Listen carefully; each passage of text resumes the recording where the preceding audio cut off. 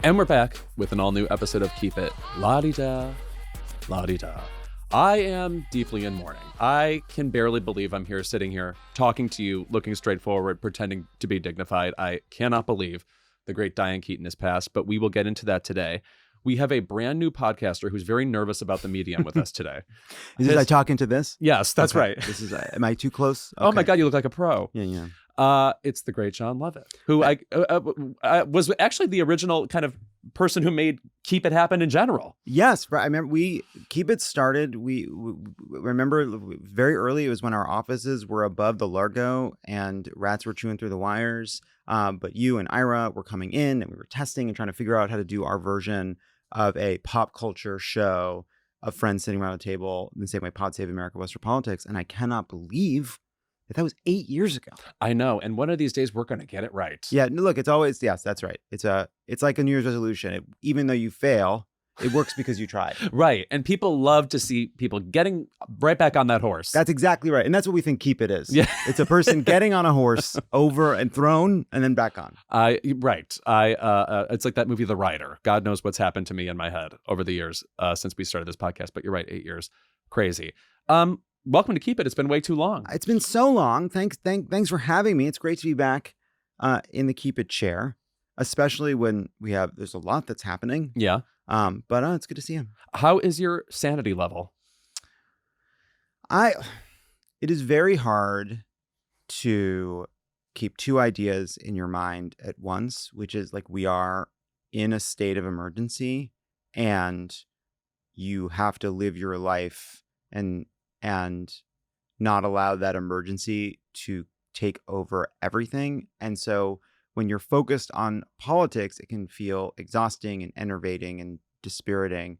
But then when you are, having the regular quotidian joys of life, you feel like, wait a second, am I doing the right thing by ignoring all this for a beat? Or am I not taking it seriously enough? And that's how it feels. But you have to, politics is such a morass. It's so chaotic. It is genuinely unprecedented. It is easy to feel overwhelmed by it. And you have to try to remember that we are in a long-term struggle, and that requires being able to stay in it, which does mean you have to be able to put it aside for a while and watch Real Housewives and enjoy time where you're not thinking about the fact that an authoritarian menace is taking over our government with the help of corporations and sort of feckless weasel Republicans. Which reminds me, I always thought that you doing Love It or Leave It was just like a fun side thing you do, but it also feels like it keeps you stable. It's a way to talk about politics in a way you basically don't get to otherwise.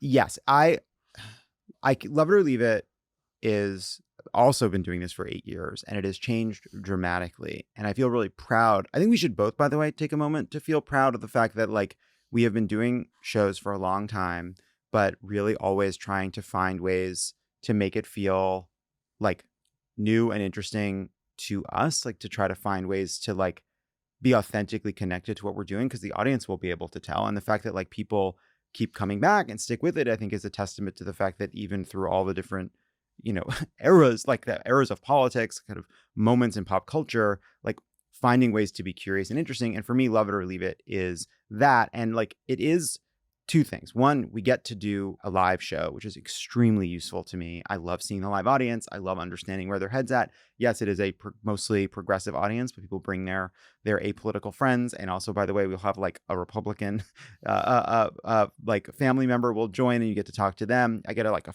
feedback from the audience, but also every week on Thursdays, I basically sit all day and write with these incredible comedy writers, with Sarah Lazarus and Hallie Kiefer, our head writer, and we sit around the table and think through how to be funny, and also how to be funny in a way that reflects the seriousness of the moment we're in. And that's a really interesting challenge, and I relish it.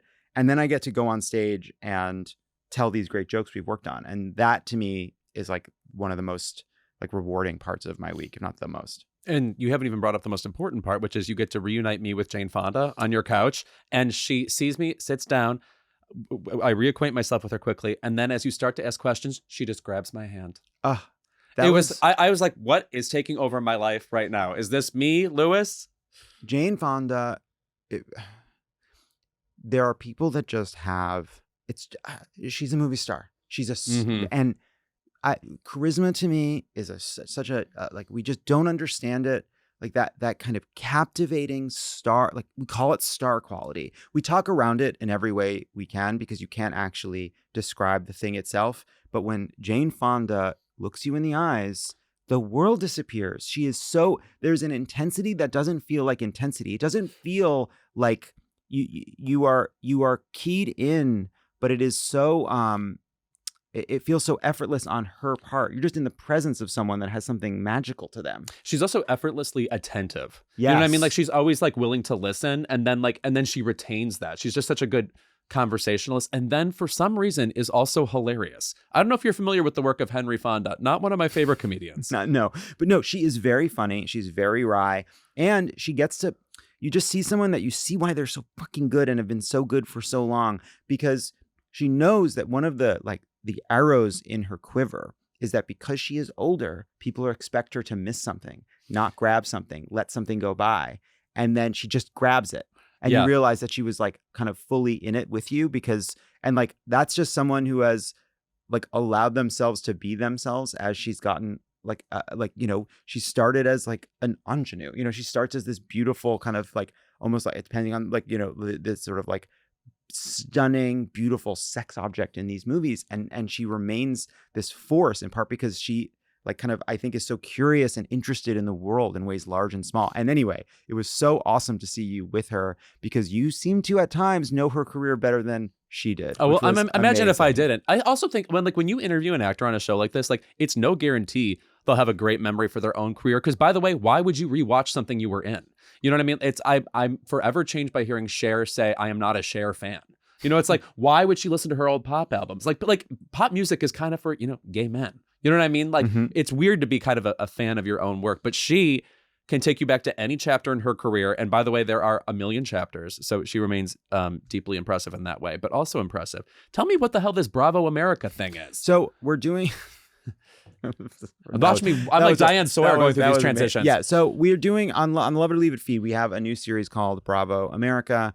I'm interviewing icons of reality TV. I'm doing it because for me, reality TV has been an outlet and an escape, which I'm sure it has been for a lot of you. I also, Jon Favreau and I on Pod Save America interviewed Sarah McBride, and she made a point about what it is like to be in Congress right now with a mix of people, some of whom are there for the deeply correct reasons, others who view it as an opportunity for fame and attention, and who have figured out that you can use a congressional hearing the same way a Real Housewife would use a dinner party to go after your enemies, draw attention. And a lot of Republicans in Congress understand that it is better to be hated and interesting than good and boring. And that flows from a reality TV culture and the way it has changed how we consume not just pop culture, but the news. And so I am sitting down with people like Dorinda Medley, Terry Dubrow, Parvati Shallow from Survivor. One of the great interviewees. I love Parvati. She's fantastic. I talked to Olivia Plath, that should be out right now, about what it was like having her her departure from Christian fundamentalism from the time she was a very young woman aired on television as she kind of discovered the wider world and began to question how she was raised. And all of it to me is about trying to understand from inside of reality shows what these people have come to understand about not just reality TV, but about reality TV's influence on the culture from inside of it. And they have been some of the most, we have walked out, Bill's here, Kennedy's here. We've walked out of some of these conversations with our jaws on the floor because these people, first of all, you understand why some people pop on reality TV and others, from the days of early Kim Kardashian, it was like, they're famous for doing nothing. They're not famous for anything. They're famous for being famous. And of course, there's some truth to that. But you see why some people break through and others don't. And in part is because they have a version of that. They have whatever the reality TV version of that Jane Fonda charisma is. They have the reality TV version. And you see why people living their lives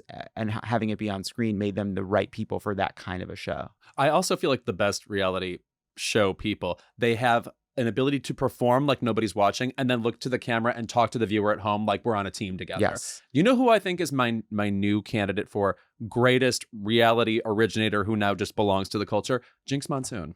Oh, who absolutely. is such a fabulous actress. And also, like Cola Scola, this is somebody who chose a specific lane for themselves and stayed in it. Did not ever feel like they were picking roles or opportunities to placate other people. Everything was to like get their jollies in the way they want.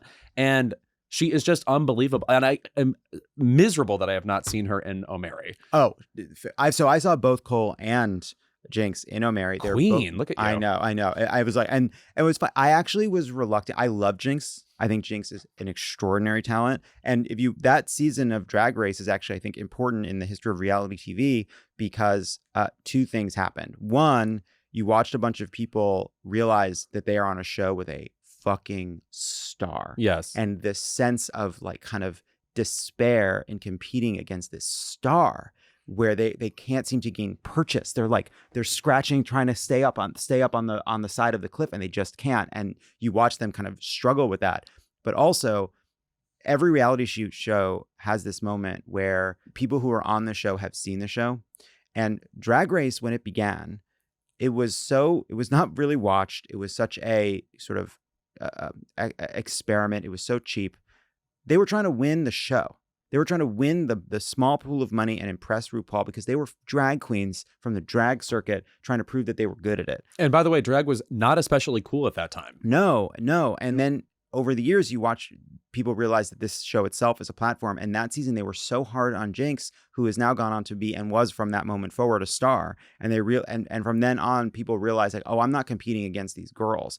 I'm not competing against these girls in the show. I'm competing against these girls to tell my story to the camera and to be someone memorable and to prove my talents for whatever happens in this show. And that was a big change there. But with Jinx, that moment of her saying like water off a duck's back in that early season of Drag Race was an amazing moment of just a fully fledged star, like kind of popping out of reality television. And also talking about like that quality, that ineffable star quality, like the way in which she says that water off a duck's back, that kind of like fake seductive, like kind of taunting thing in her voice, like so inimitable that she had that kind of X Factor quality right from the jump. Both for Cole and for Jinx, like the culture kind of had to catch up with them. Oh, they pushed it, right? Yeah. But like Cole just being like, I know what I'm going to do. I'm going to do a play about Mary Todd Lincoln, like just deeply ahistorical, just like full farcical. And I love that people came along and there was a huge audience for it. So it's awesome. And they're both phenomenal in it. And so I went, yes, I said fuck it. Let's go see Jinx. And I was so glad I did because it's so clearly Cole's part, but then you see Jinx do something like different with it and make it her own. And it's awesome. I also regret that I didn't see Jinx in Chicago. What's wrong with me? I'm supposed to be the pop culture person here, and well, you know about me. You're not a musical guy. Let's face it. That's true. I'm a straight plays person. You love a play. Yeah, you love a fucking play. That very fits your personality. I want someone to get mad at a dinner table. That is it. Yeah, Steve. Someone stand up and walk, people storming out, storming back in. Right. Someone coming in and the first 30 seconds of a play where they're kind of fiddling with the house, lots of getting business. it ready for the knock on the door and the person from out of town. That's your speed. If they could just all be a Doll's House 1,000 times, I'd appreciate it. Oh my God. Okay, we have to get to today's episode, which is extremely exciting for a couple of reasons. We're in it. I disagree. Okay. There's a lot to come. First of all, Jon joins me for today's interview, which was such a blast with the inimitable Kyle MacLachlan. What a career, first of all. And he's in the new show, The Lowdown, with Ethan Hawke, which, by the way, is immediately addictive. Please start watching the show immediately. And by the way, this man's personality is equally as addictive. We love chatting with him. I love Kyle MacLachlan. What a good guy. You feel like it was so nice talking to him. You see just such an actor who's just been kind of like doing his thing for decades and like a kind of strange, specific like type of the kind of everyman, kind of naive, but like I don't know. There's like and occasionally quality. Something under the surface that's a little demonic. Yes, right. Yeah, like under any wasp, I would say. Precisely. We talk about his entire career. Look at this one right there. There's a wasp off camera now. I think he's technically Catholic, but yes. but still, you can see that kind of beneath that exterior, that kind of like, yeah. I'm Catholic too. I know the feeling. Furthermore, this episode, we also talked to Kyle about the late Diane Keaton, who passed away over the weekend. Jon and I will get into her career, her legacy, etc. And she also directed Kyle in an episode of Twin Peaks. So we talk about that. Look forward to that. We'll be right back with more Keep It. Keep It is brought to you by Soul. Struggling to switch off at night? Soul's out-of-office gummies help you relax, quiet your thoughts, and fall asleep naturally. It has just the right balance of CBD and THC to ease you into a restful night. Soul is a wellness brand that believes feeling good should be fun and easy. Soul specializes in delicious hemp-derived THC and CBD products designed to boost your mood and help you unwind. Their best-selling out-of-office gummies were designed to provide a mild, relaxing buzz, boost your mood, and enhance creativity and relaxation. With 5 different strengths, you can tailor the dose to fit your vibe, from a gentle 1.5 milligram microdose to their newest 15 milligram gummy, my word, for a more elevated experience. And if you like their out-of-office gummies, try the new out-of-office beverage, a refreshing, alcohol-free alternative that's perfect for winding down on the couch or socializing with friends. Soul also has a variety of products specifically designed to help you get a better night's rest, including their top-selling Sleepy Gummies, a fan favorite for deep, restorative sleep. Bring on the good vibes and treat yourself to Soul today. Right now, Soul is offering our audience 30% off your entire order. Go to getsoul.com and use the code KEEPIT. That's getsoul.com, promo code KEEPIT for 30% off. Keep It is brought to you by Tavala. As you know, I love having meals sent to me. Even better, I love having the machine in which you cook them also sent to me, because it's like the company saying, oh, you're going to make it right. This podcast is sponsored by Tavala. Tavala is a smart countertop oven and meal subscription that work together to make cooking effortless.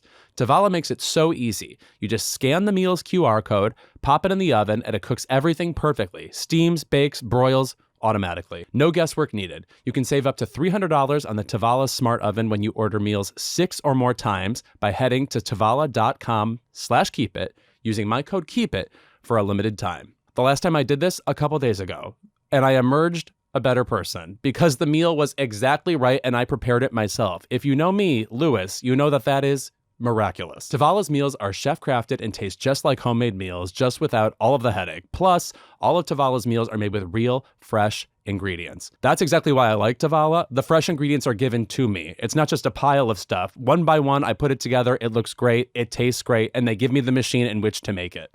If you're like most people, Tavala is great because you can eat better without putting in a ton of effort. There are high protein options, calorie smart options, gluten-free options, comfort food, whatever you're into. And by the way, I indulge in all 4. For a limited time, because you are a Keep It listener, you can save up to $300 on the Tavala Smart Oven when you order meals 6 or more times by heading to tavala.com/keepit and use our code KEEPIT. That's up to $300 off when you head to tavala.com/keepit and use promo code KEEPIT. One last time, that's TOVALA.com, and make sure you use our promo code KEEPIT for up to $300 off the Tavala Smart Oven. Remember, with Tavala, dinner is taken care of.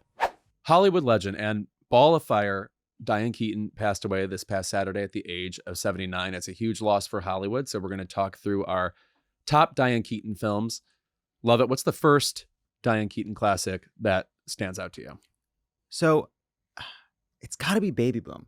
Interesting. It's got to be Baby Boom because I remember Baby Boom as a kid, and we just love that movie. And it entirely rests on Diane Keaton's shoulders. It's just a movie that is held which are padded as hell in that movie. Padded as hell. But and The Godfather and Godfather Part 2. What I was thinking about with Godfather is why I think people were so kind of, I think, stunned to hear that Diane Keaton had passed away, and that she was 79. In part because she does feel ageless. In part because it felt like she was old when she was young. Yeah, if you think about like the Father of the Bride movies, she felt like an older mom even then, which is now like 35 years old. And even in like Annie Hall, she has there's always been a kind of wisdom to her, like in her eyes, and that like when the kind of befuddled fumfering and bouncing around and not having the right words and settles, there's that kind of moment where you see how like every character she's ever played has been smart and aware, because that was something that was in every moment of her performance, that she, for whatever man she was standing across in any movie, she may be silly and she may be goofy and she may be funny, but she's not to be trifled with. Right. I think one of my favorite things about watching, reading all these remembrances, and for example, Nancy Meyers, her frequent collaborator, gave an amazing one on Instagram. Please read that. Is that every time people call her, I don't know, bubbly or effervescent or whatever, I can think of another role that actually contradicts that. She's slyly extremely versatile. And you can underestimate that because she's so relatable on screen. Like, I think I just brought up the Father of the Bride movies. There's a lot in that movie that is very broad. Like, Martin Short in that movie is doing a laugh-in character. You know, Yes. it's like extremely broad. And yet it's Diane sort of like dealing with the character and the look in her eye and the inquisitiveness and the neurosis that makes it feel like a real situation, that feels like you're watching something that you can just watch again and again and again. The scene in Father of the Bride when Steve Martin has been arrested for hot dog bun stealing. It's a broad Happens movie. a lot. Fantastic. When she visits him in the holding cell he is in, and this wry, kind of arch, small smile that she has, where she is basically addressing him and lecturing him about the way he needs to show up. But she does it in this way that is so, you are so 100% on her side.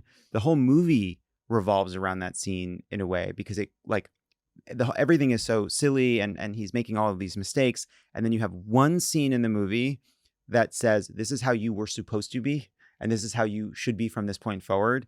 And it's the only time really that it is said. And the whole, I do not think the movie works without Diane Keaton in that scene. In Godfather Part 2, she is standing across from Al Pacino in one of the most memorable moments. She screams at him that she had an abortion, and he thinks it was a miscarriage. And it is one of the greatest scenes and moments in film. And she is able to stand across from one of the biggest and most intense actors in the history of like American movies, and it is her scene, and she is in charge of that scene. She doesn't allow Al Pacino, who I think was obviously amazing. She doesn't allow Al Pacino, even though he is at his most intense, own or control the moment at all. And it is a moment where he is learning something, and she is so powerful in that scene, and she does it without. She does it in a feminine way. I don't know how else to say it. Like, she is an extremely like feminine actor. And what I was thinking about, and I was going to tell, this was what I wanted to talk to you about, which is, you know, when we talk to Kyle MacLachlan later, he talks about James Dean. He talks about Marlon Brando. Marlon Brando specifically is small. That his greatest, Marlon Brando as a performer, his greatest moments are small. And I think it was Brando who gave an interview once about American movies, and he said that if you do nothing, we imbue it with great power, but it's much harder to do something. And Al Pacino, famously big, harder to be good and big. Diane Keaton, in many ways, was like Al Pacino in that she was able to be big and at times broad and bring huge moments, whether it's in Annie Hall or Father of the Bride or really any of her great moments. Something's got to give. She has a famous scene in front of a typewriter where she's weeping and laughing and typing. She can be huge, but real and like excellent. And like very, very few people in comedy and drama are able to do that. And I was like, is Diane Keaton in a lot of ways like the kind of like a feminine version of Al Pacino, but doesn't get the credit for it? That was my take. She really is the Yale of exasperation. She and Sally Field, both, if they're on screen, Yes. like they can take a huge moment where they're breaking down or like welling up and then turn it into an extremely relatable and not cartoonish moment. But it's funny that you bring up Marlon Brando and the sort of classic actors of the 50s. I really don't feel like an acting revolution happened for actresses in the same way it did for men at that time. The way we wanted the angry young men like the Montgomery Clifts and the James Deans at the time. There were women who gave, I'll say, dialed in realistic seeming performances, method performances at the time. But I don't think it was until the 70s, and you had people like Jane Fonda, Sally Field, Sissy Spacek, Diane Carroll, people like that we really got into the intricacies of one, womanhood, but just got female characters who had angst going on, who could be comedic, who could bring multiple dimensions at one time. They weren't just responding to men. They were writing their own stories seemingly while they were on screen. And Diane Keaton in several of these movies, and by the way, I cannot believe she was not nominated for an Oscar for The Godfather Part 2. No shade to Talia Shire, who was. But in movies like Annie Hall, in Looking for Mr. Goodbar, which is a somewhat forgotten movie where we basically just watch this woman who lives a highly sexualized, but like full life on screen. Diane Keaton just effortlessly inhabits all the sectors of this character's life, and it almost doesn't need a story because Diane is a story on the silver screen. It's funny, like as you say that, like when I'm trying to like think about what makes Diane Keaton special, and why I think at times like she wasn't seen as one of the great actors, right? She wasn't. I think she is, but it's, it takes someone passing sometimes to realize like, oh wow, like we have not collectively appreciated what Diane Keaton could do. And part of it is, I think some of her greatest roles and greatest moments are moments where she is observing Riley, the kind of the ambitions and like petty strivings of men, with a look, like kind of with and she does that in Godfather. She does that in all of her romantic comedies. I think that's partly why she was so great and such a great muse for people like Nancy Meyers, is like she is observing men thinking they're serious when they are being silly, and seeing it completely in a way that is like leveling. And she does that over and over and over again. And I can see why that performance that is not necessarily for men who are watching it, or like it is not so clearly laid out for them, but is very like kind of much more about like her perspective as a woman, unchanged by the men she's acting with, I think like is part of why it didn't feel as, I don't know, like appreciated. I also think her sense of style tells a complete story of Diane Keaton, which is, first of all, it's really amazing how often she got to bring her sartorial Diane Keaton-ness into movies. Like even in Reds, which is a movie about turn of the century Russia, she is still kind of dressed like Diane Keaton in it. She's still in her kind of suffragette garb, which by the way is exactly what she wore to collect her Academy Award, delivered to her by first ever Best Actress winner Janet Gaynor, who was still around at the 50th annual Academy Awards. But like her like artfully bedraggled neutrals, it's like there was a casual self-possession about the way she dressed, even if it was totally off kilter. She did not question about herself like, well, this is different, so it's going to seem odd. She just accepted that and brought it. But then furthermore, it's like with the jackets and the belts, it's like there was a workmanlike quality to her too. Like she said, I look good, but I'm also here to be the everyman. And I think it's that combination of chic and also one of the people that she brought all the time. Right. Well, it just, again, it was like not for anyone. It wasn't like for the men watching. Yeah. It was for her. So and of course, but she was also the rare total kook who was seemingly entrancing men constantly. Yes. Yeah. So she wins for Annie Hall. Yes. What were her other nominations? She was nominated for Reds. She was nominated for Marvin's Room and Something's Gotta Give. Something's Gotta Give. Yeah. That's a great, like, only Diane Keaton could be nominated for Something's Gotta Give, another movie that like that survives because she's carrying it. Honestly. Yes. Well, I mean, and obviously Jack Nicholson is great in it, but like Jack Nicholson was in his antagonist era. It's kind of the same role he plays in Terms of Endearment, where like he's great in it and magical in it, but it is a fun presence, but not necessary. You know what I mean? Yeah. Well, he just did Cantankerous quite a bit. Yes, he did a lot of Cantankerous, yeah, for sure. And also, I don't want to underestimate a lot of Diane Keaton's comic abilities too. I just rewatched Love and Death, an earlier Woody Allen movie from 70. We forget that there was an era in Woody Allen's career which his movies seemed like Mel Brooks movies, or seemed like Monty Python, like they blended in with the times. It's a parody of Russian dramas like Crime and Punishment, etc. And in that movie, she is, the romantic lead or whatever, but also she has to recite a ton of dialogue, again, satirizing this like genre of literature. And it's not lightly daffy the way you expect from Diane Keaton. She is committed to it and dialed into the vision, and 100% the actress who should be playing that. She didn't actually do many roles like that afterwards. So it's worth a review if you haven't seen it. Yes, and she did. Should we talk about the Woody Allen stuff? Sure. So she did work with Woody Allen, and 8 times, yes. And she is a marvel in Annie Hall, and it's an incredible performance.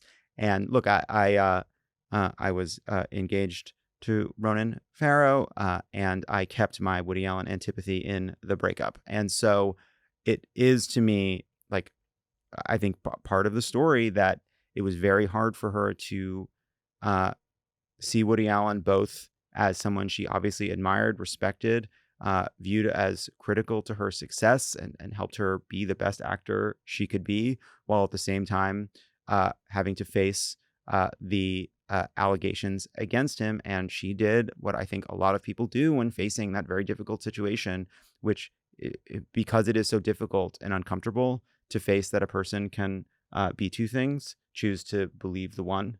And she's someone who was very defended him, described him as a friend, believed him, and I am sure it was very difficult. But her experience of working with someone like Woody Allen, that can have been very important and good without it requiring you to not at least be open to the possibility that that is not the entirety of a person and that you might not know. Yeah, this is just my experience being alive.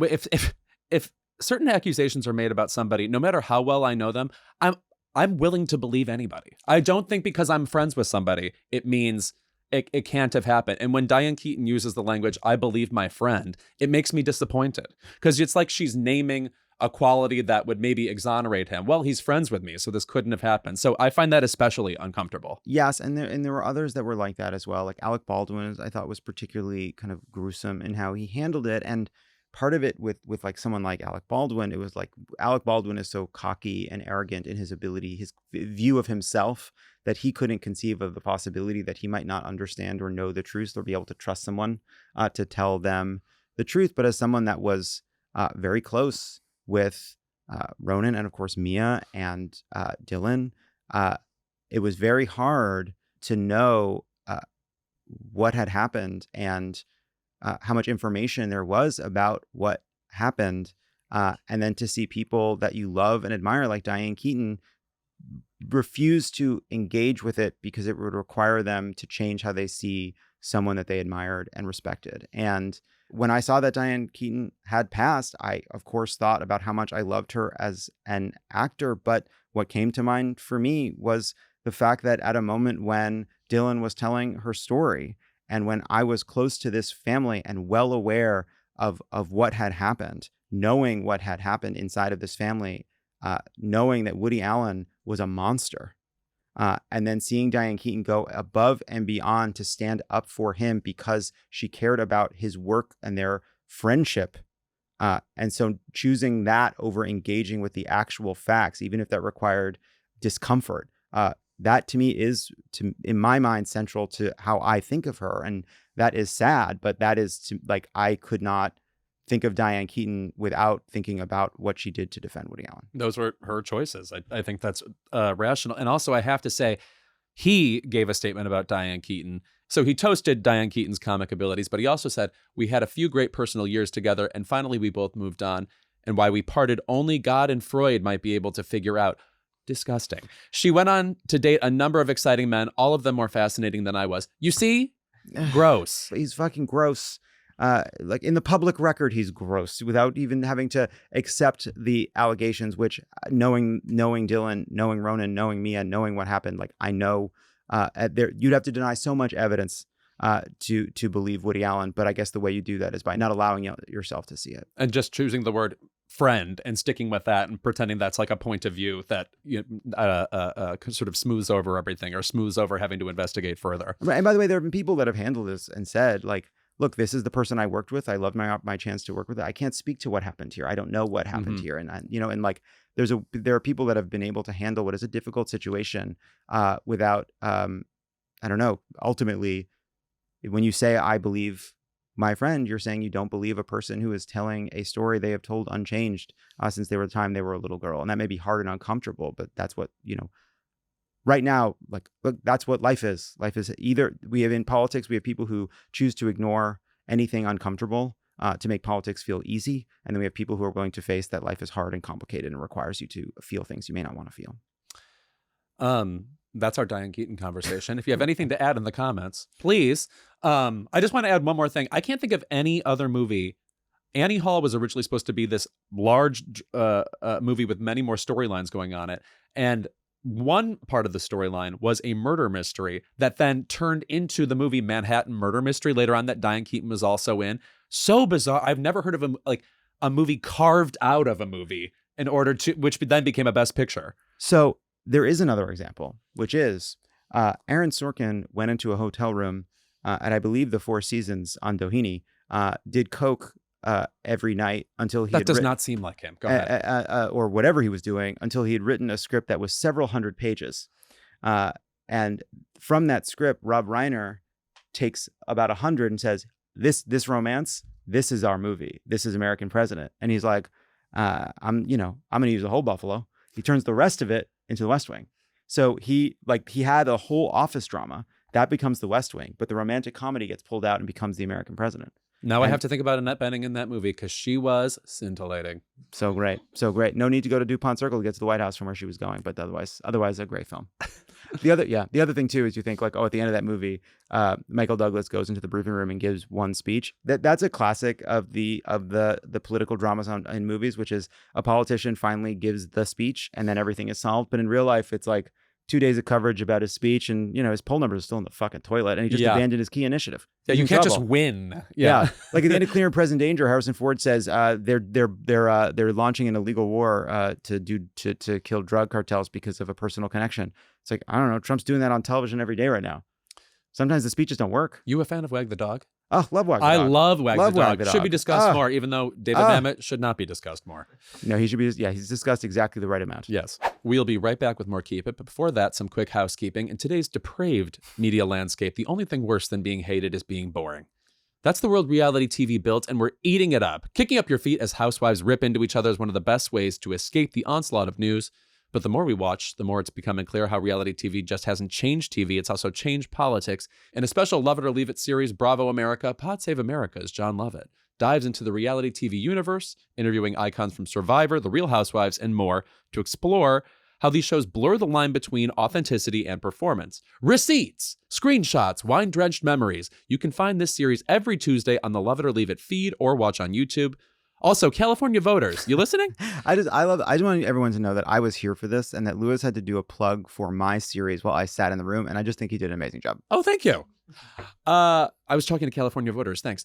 On November 4th, you'll vote on Prop 50. It's a ballot measure to stop Trump from power-grabbing extra seats in the U.S. House and hanging on to his federal trifecta. The best way to make sure Prop 50 passes is to, 1, vote yes on November 4th, and 2, make sure everyone you know knows about the election. Vote Save America is hosting an event today, Wednesday, October 15th at 8 p.m. Eastern, to get you up to speed to take action that night.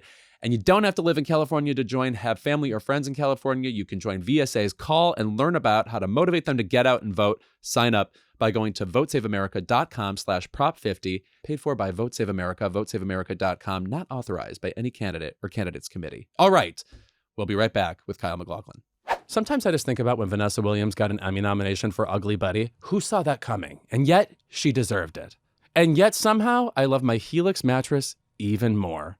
As you know, I've had this mattress for a couple years now. I remain obsessed with it. I remain sleeping so well and better than I ever have in Los Angeles during my time here, which, as you know, is about 300 years. As you know, I took the Helix Sleep Quiz. I am a Midnight Lux sleeper. And what that means is I sleep soundly. It's like a medium soft mattress, and I'm a medium soft person. It just works out. So you can go to helixsleep.com/keepit for 20% off site-wide. That's helixsleep.com/keepit for 20% off site-wide. Make sure you enter our show name after checkout so they know we sent you. helixsleep.com/keepit. Today's episode is sponsored by strawberry.me. We all know that you've got to have a job, but what you really want is a career, something that not only provides income, but also a sense of self-worth and accomplishment.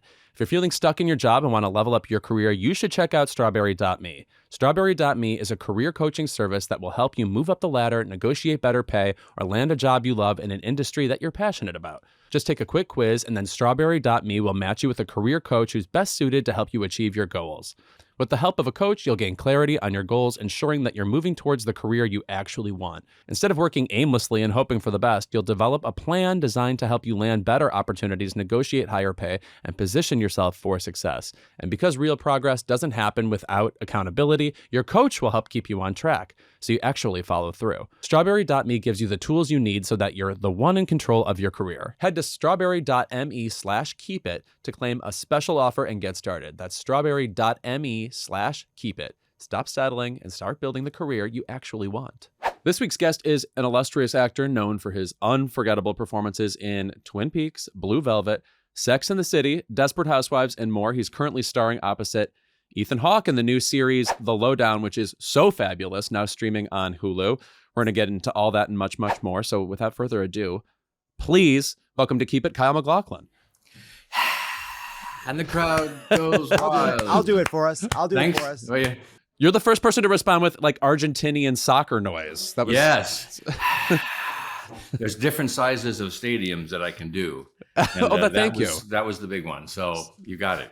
Anyway, pleasure. Thanks for having me on. The Lowdown is so rad to watch. It's great to see you with actors you've worked with before, Jean Triplehorn and, of course, Ethan Hawke. But there's a lot going on in this. There's comedy elements, a lot of journalistic integrity elements, and then also you are scary on the side, I find, in this. What brought you into this? What appealed to you? There is a scary moment. Everything that I do has to have a scary moment at some point. I really love Sterling Harjo as a director. I thought Reservation Dogs was amazing. And Ethan, I've worked with, as you said, too many times now. I'm sick of him. I have to stop working with Ethan Hawke. He's such a dear friend, such a talented actor. So whenever Ethan is involved in something, my ears go boop. What's he doing? Because it's inevitably going to be something great and interesting and challenging, in which he'll be the lead actor. But that's okay. Well, I'm going to talk about that later. But I just love working with him so much. So the combination of the two, for me, was a big part of the puzzle piece for going forward. Add to that this character, which in the pilot was, there with great potential, but we didn't realize that, of course, until we got picked up and we went to series. And I think Sterling he pushed the character I play of Donald Washburn in a really interesting way, and just expanded him and allowed me to play a lot of different colors and qualities. So it's funny because when I remember you with Ethan Hawke in Hamlet, you have a showed us you have a Shakespeare bust behind you. Yes, and you were Claudius in that, and it's funny because I think of you as like a John. Are you old enough to see that? Because I'm wondering, looking at you, I don't know if you saw when that came out. I assure you, he is. It was. Yes, my mother was playing Nintendo and watching it in the womb, and I remember it. Understood. Okay, that makes more sense. But like I always think of you as like, whether it's Dune, whether it's Twin Peaks, there's a kind of a goodness to you. Like that's like you have a kind of and it seems like that's why David Lynch grabbed onto you. There was like an open-eyed goodness in what you do. And then it's so nice to see you to go in a darker direction. Yeah. Thank you. Thank you. I mean, I as an actor, it's nice to have opportunities to do that. And David Lynch gave me a wonderful opportunity in Twin Peaks Return, to play pretty much one of the most evil characters ever to walk the face of the earth. Which, when I read it, I was like, okay, I'm going to give this a shot. We gotta aim for the fences on this, but it turned out great. And, I think every actor has that capability. It's just a question of whether you allow yourself to access it. And also who you have there supporting you, So for Claudius with Ethan, which was funny enough, was the second thing that we did. We actually did a little movie called Rich in Love. 1990 maybe, but we didn't have much to do together. But with the Hamlet was really a great opportunity to first to do something great with Ethan. Second, to take the character of Claudius and put a little bit of a twist on him, making him sort of younger, a little more lethal. And it had an opportunity for me to punch Ethan. And anytime you have a chance to hit Ethan, it's just the best thing. You have to take advantage of that. In fact, he gets beaten up a lot in our show. Oh my God. Yes. That's cool. That's cool. One bloody day after another. Yeah, he's someone he's so handsome, talented, and naturally confident. He's sort of handsome. I don't know. You don't see. Okay, to each his own. Maybe not your cup of tea, but some people find him to be attractive, and it is nice to see someone like that laid low a little bit from time to time. Agree with you. Exactly. It is sad we're out of the era of we're doing Shakespeare, but it's in an office. You know, that was so Yeah. fun. We used to do Yeah. that in like the 90s and 2000s. We'd be like, oh, it's Macbeth, but get this, corporate boardrooms, you know, like that was exciting. What a time that was. Yeah, it was really fun. Gosh, I hadn't done Shakespeare since I graduated from college. So it was like, and that was in the early 80s. So really fun to revisit that. And the cast of that, was, I mean, kind of a who's who. Bill Murray, Polonius, Sam Shepard as Hamlet's father, the king, Diane Venora, you know, one of the great stage actresses, and one of the greatest things about Heat, the movie Heat with Pacino and De Niro. She was unbelievable in that. Just a stellar cast, and all people who knew how to handle language. And that was the fun of it, you know, because we were taking that language and putting it into, as you said, a different setting. And Michael Almereyda, the director, you know, he cut and edited quite a bit of stuff, changed things around a little bit, but the text remained the same, which is always the key thing. You already brought up Twin Peaks, but this episode we're talking a lot about Diane Keaton, who you had the somewhat rare experience of being directed by Diane on Twin Peaks. And I wondered if you had any specific memories from that, because I picture being directed by Diane Keaton, and I'm both inspired and laughing because I picture her sputtering as she does it. It's so true. She was one of the most endearing people. Even in the brief few days that we had together, you know, because I mean, who doesn't love Diane Keaton? I mean, she's extraordinary, and she's indelible, you know. And as a director, she was very prepared. She was very concise. She was very particular about what she wanted. She was very gentle, you know. She had a sense of fun. There were so many similarities between her style and David Lynch's style, where the fun always remains, and which is so important to create an atmosphere of creativity and relaxation on set. And let's try this, and whoops, that didn't work. But you know, no one's judging. We're just trying to figure the best way through. And she had all of that. And she's Diane Keaton, for God's sake. It was really memorable for me. Going back to the Lowdown quickly, though, I kept thinking Jean Triplehorn gave you a sort of tutorial of Tulsa while you were there, and I was wondering what you took away from actually filming in that area, because this show has such an amazing sense of setting. Like, it only belongs where it is. I agree. Which is one of the great things. Which is why, I mean, Sterling being from Tulsa, so many of the actors in the show, Jean, as you said, Tim Blake Nelson, Tracy Letts, many people that are just, they know the city. And Jeannie just, you know, opened her heart to let's go, because she loves her city. And she just said, let's go. And when we shot the pilot, you know, we had days off, and so it was like, let's go explore this area. And she showed me certain neighborhoods, and we drove around. There was a house that she was thinking of buying at one time.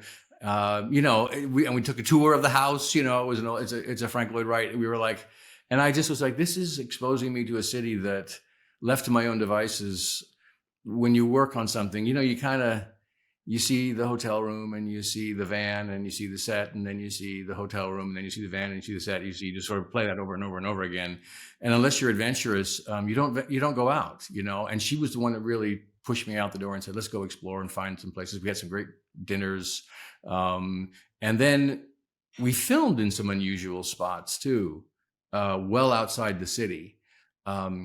And on some of those drives, you know, there were threatening storms. Like, you know, I was always tornado watch when we were driving in the car. And I felt like I was in one of the movies, you know, we're looking for twisters, you know, and the drivers would be like, nah, no twisters. I was like, I'm pretty sure a twister just around the corner, because I think we're going to see one. One's going to touch down. So be ready.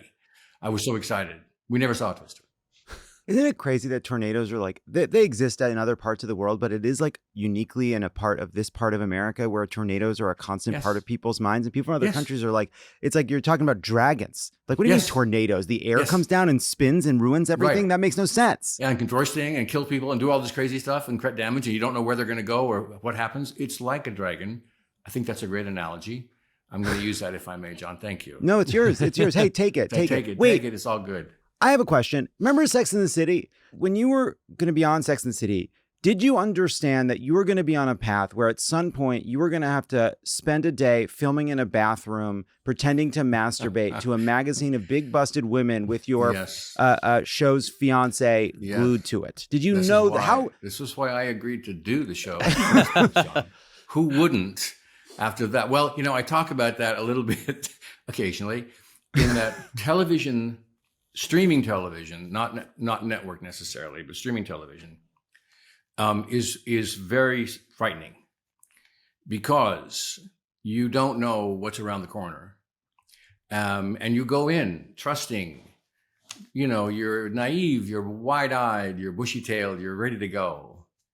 And then you read a script and you're like, wait, do I have to get naked here? I guess I'm getting naked next week. Okay. All right. Okay.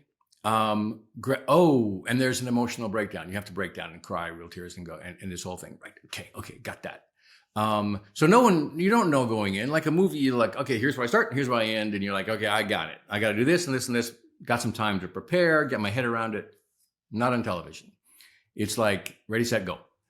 And so you just don't know what's going to happen. So you have to have a sense of humor about these things because at some point you're going to be humiliated again and again. So I just accepted it.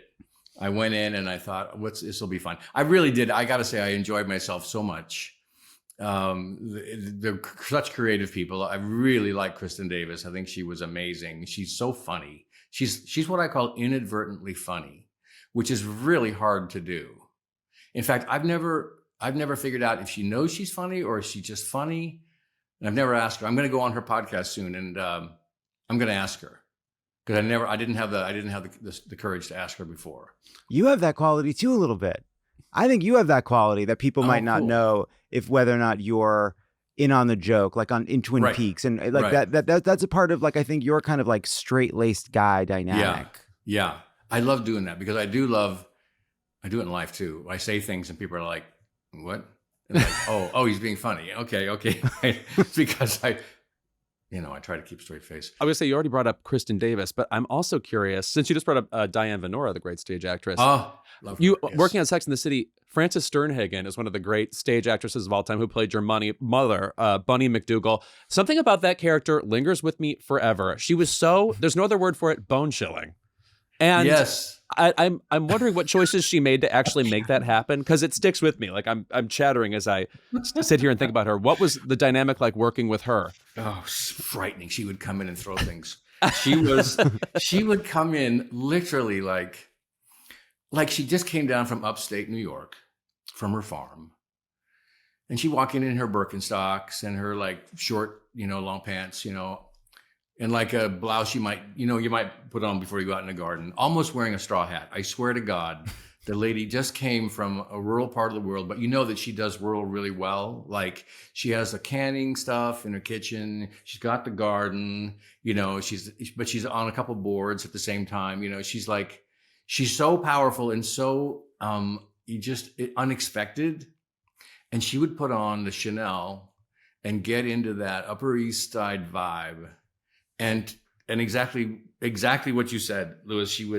She would become Bunny, with that kind of that disdain and the dismissive kind of thing, which really worked on Trey. Of course, I mean he was at her mercy, but he also I think he really secretly loved her. Well, he wouldn't be in the bathtub with her in the room if he didn't really love her, because they have that kind of odd relationship, which I loved it. That was one of the scenes where I said, we don't need to know anything more we don't need to talk about that relationship anymore. Everything is visual and it's right there in front of us, which I loved. That was one of the brilliant things about just the creative, the writers on Sex and the City were amazing. You talk a lot about the language, and you talk about David Lynch as a director. You feel in his work that he didn't really trust words, and that he was trying to get the words out of the way to tell whatever story he was trying to sell. Yeah, kind of. I think so, yeah. And that made it hard to get direction from him sometimes, because he didn't trust the words he was using. But that you said you developed a special language. Yes. I'm like genuinely curious, like exactly what that means. Like, what does it mean for David Lynch to give you a direction when he doesn't trust the words that he's saying? Well, he would speak to me backwards. So it was when you can not beep, beep. Sorry. No, that was good. That was great. Okay? It was really good. I'm from Russia. David would, I don't. It's a good comment about words and language and how he uses it, because he also incorporates words into his paintings, and they're quite primitive and they're funny and chilling at the same time. He'll have a painting of some macabre scene and it's Billy did a bad thing, it's so like, and there's a humor there that I know he laughs at inside, but yet the visual that you're seeing is so disturbing, which is a lot of his work, of course. But when he would talk to me, and I'm sure other actors too, but what I remember him speaking in terms of more about mood. He would set a mood. So he would say more wind. He wouldn't say more rain. He would say more wind. Or Elvis, needs a little more Elvis. Or sometimes he wouldn't even say anything at all. He would just we'd sit there and he'd be like this. He'd be like, I would come, I'd do the scene and I'd come over to where he was sitting, and sometimes he would sit there, or sometimes he'd come to me and we'd just sit there. And I said, let me try one thing. Because we both knew something wasn't quite right and he couldn't quite express it. I could sort of maybe feel it. And then we would try it again. And most of the time it was like, yes, that's right. A lot of the times when he was directing me as Dougie in Twin Peaks: The Return, he would just let the camera roll. He wouldn't say anything. It was just, and Dougie, I can't do anything. So it was a kind of a test of who's going to break first. And I said, this is taking a lot of courage to do this, because I'm not doing anything, but I'm up here, but I'm engaged. And David is just watching and watching and watching. And then he says, okay, perfect, and cut. So I don't know what happened, but I would be just in this kind of odd limbo state. Obviously things are going through my head, but David is seeing something going on that only he can see. Did you hear that? Oh, perfect cut. Yes, that sounded it was like it was David channeled Lynch. Wow, that was so interesting. I really enjoyed that. I enjoyed that little bit of David Lynch from you. That was exciting. It felt exciting in the moment for us. But also, I'm a little baffled, because I would assume that sometimes if something doesn't feel quite right, that might mean it's quite right when you're working with David Lynch. So yes. I'm interested in the judgment calls on both your parts. Yes. Occasionally, he loves a happy accident. He loved it. And there are many strewn throughout the years, from flickering lights in a building, where we're not shooting on a set, we're shooting in a real place, and they can't adjust the cycle of the electricity. The lights are just going to have to flicker for the scene, to a sound element that can't do anything about it. It's going to have to be in the scene. So he just says, okay, we'll just incorporate it in, So it can be, it's meant to be awkward. He loved that because he called it a real moment. The happy accident is a real moment. There was a moment in the original series where a llama walks through a scene, and I'm talking to Sheriff Truman, to Mike Onkeen, and the llama walks through and just sort of goes face to face with me for about a beat, and then continues on through the scene, kind of interrupts the moment. And the actor in me is going, don't break, because this is a great moment.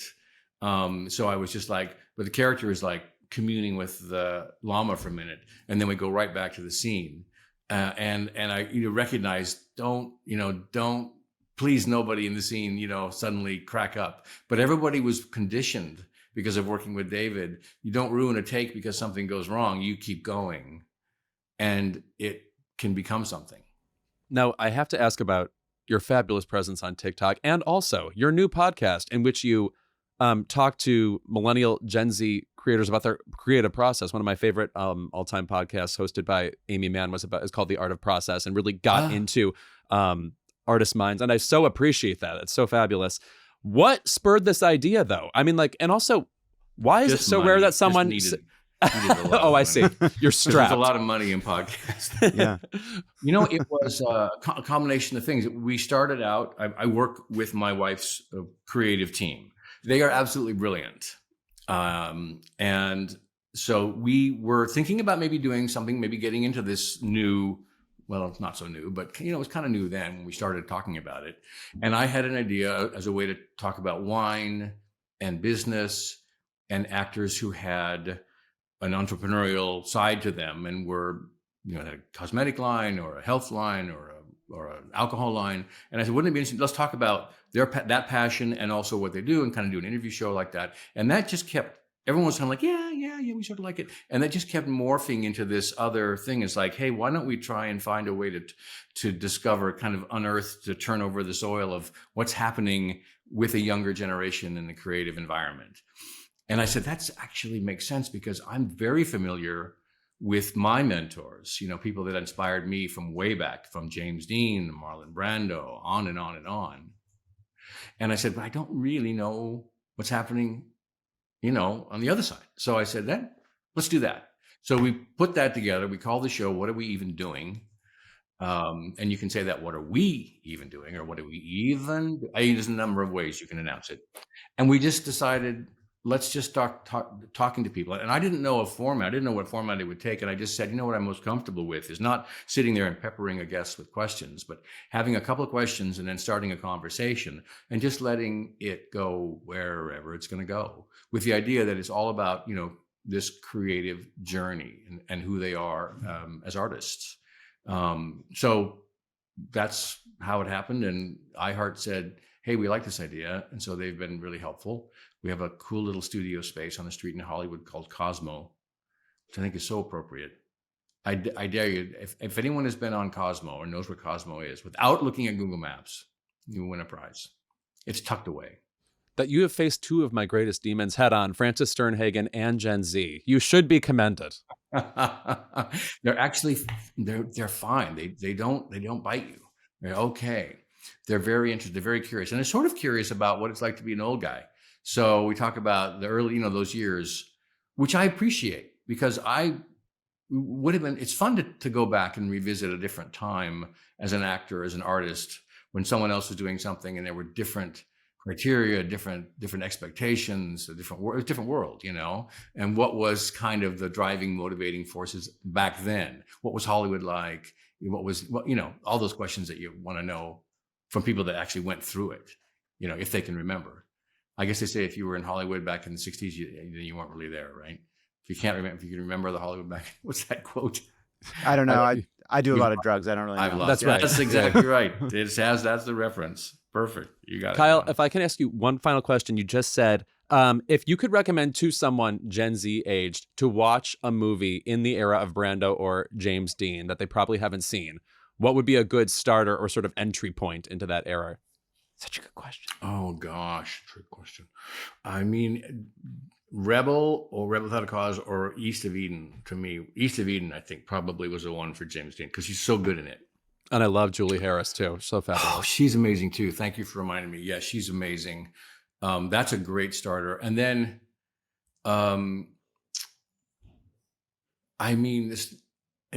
I guess it's older now, but I really love, just as a sense of how crazy the Vietnam War was. Apocalypse Now, I think, and Brando's performance in that is chilling.